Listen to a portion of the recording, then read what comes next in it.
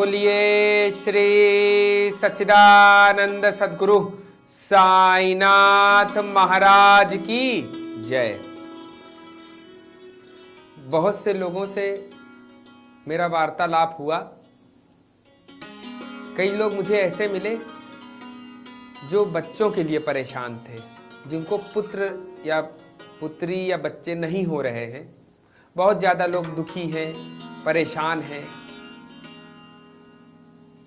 लोग बाबा के मंदिर भी जाते हैं, सब जगह मन्नत मांगते हैं।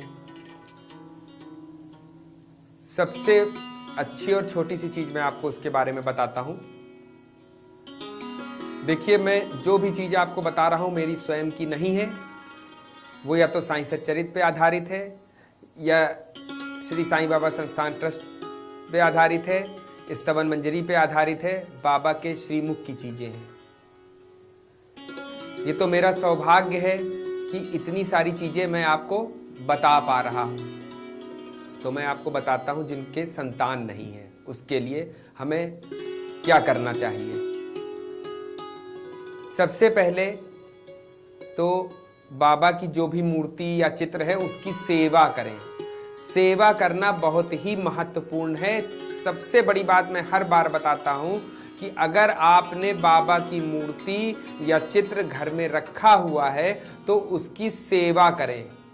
जब आप सेवा करेंगे उसी से आपको लाभ होगा। सर्वप्रथम सेवा करना है। बाबा की सेवा हो गई, उसके बाद क्या करना है, जैसा कि साईं सच्चरित्र अध्याय 25 में वर्णित है, आम्र लीला, जो कि दामू अन्ना बाबा के एक भक्त थे, उनसे रिलेटेड है।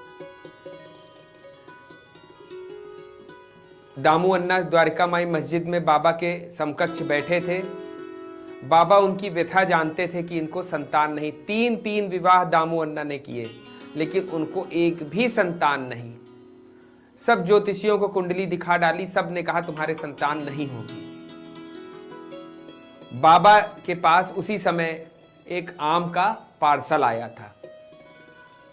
बाबा ने वो आम दामू अन्ना को के लिए बचा कर रखे और दामू अन्ना को दे दिए, भिजवा दिए और कहा कि इसे अपनी स्त्रियों को खिला दो। और बाबा का लीला देखिए, चमत्कार देखिए। दामू अन्ना को पुत्र और पुत्री दोनों ही प्राप्त हुए। बोलिए श्री सच्चिदानंद सद्गुरु साईनाथ महाराज की जय। तो हमको करना क्या है, बाबा की मूर्ति या चित्र है, अगर हम संतान के उससे सेवा कर रहे हैं तो बाबा को जो हम भोग लगाएं, कोशिश करें कि आम का भोग लगाएं और हस्बैंड वाइफ दोनों खाएं। और ऐसा हुआ है मेरे जानने में, बहुत से ऐसे लोग थे जो बहुत ज्यादा परेशान थे। उन्होंने बाबा को आम का भोग कई बार लगाया और खाया। उनको उसी तरह से जैसे आम्र लीला वर्णित है साईं सच्चरित्र अध्याय 25 में, वैसा ही हुआ। करना क्या है आपको, थोड़ा सा मैं और डिटेल में बताता हूं आपको।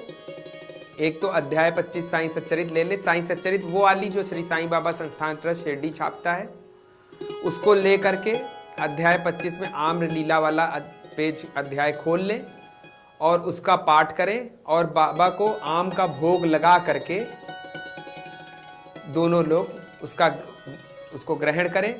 देखिए निश्चित ही लाभ होगा। बस आपको जो भी कार्य करना है वो बाबा पर विश्वास रख के करना है, श्रद्धा और सबूरी रख के करना है। मन में कहीं भी संशय आएगा तो आपका कोई भी कार्य नहीं बनेगा। आपको विश्वास रखना है, दृढ़ विश्वास रखना है बाबा के ऊपर, तभी आपका कार्य बनेगा। बोलिए श्री सच्चिदानंद सद्गुरु साईनाथ महाराज की जय।